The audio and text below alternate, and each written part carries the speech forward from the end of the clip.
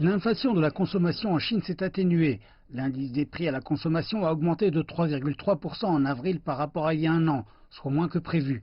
Il était en baisse d'1 point de pourcentage par rapport à mars. Le principal déclencheur des récentes flambées de l'inflation à la consommation est le prix du porc. Toutefois, l'offre de porc en Chine se stabilise depuis le mois d'octobre dernier. C'est un énorme soulagement pour la pression inflationniste des consommateurs et les approvisionnements d'autres produits d'épicerie essentiels, tels que les fruits et les légumes, qui se sont aussi rétablis, atténuant l'inflation du prix des aliments. L'effondrement des prix du pétrole a entraîné une baisse des prix de nombreux produits non alimentaires. Il n'y a donc pas beaucoup de raisons pour que l'IPC augmente à nouveau à ce stade. Mais les consommateurs ont des réactions mitigées quant à leurs courses quotidiennes.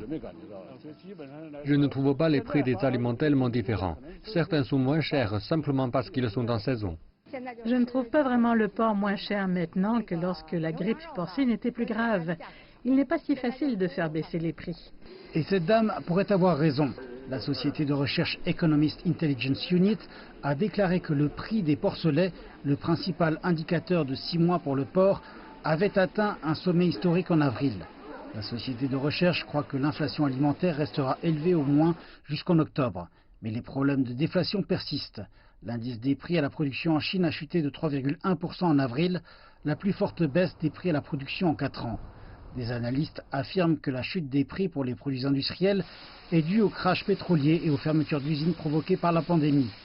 Les pessimistes croient que si la chaîne d'approvisionnement mondiale ne se rétablit pas aussi rapidement que prévu, la demande de produits chinois sera modérée, entraînant une baisse encore plus importante des prix de production en Chine. Mais ceux qui sont plus optimistes croient que les prix de production chinoise reviendront à la normale en mai avec l'arrivée de la relance budgétaire. Quant à la politique monétaire, qui a cédé la place à une relance budgétaire plus directe, le ton sera subtil.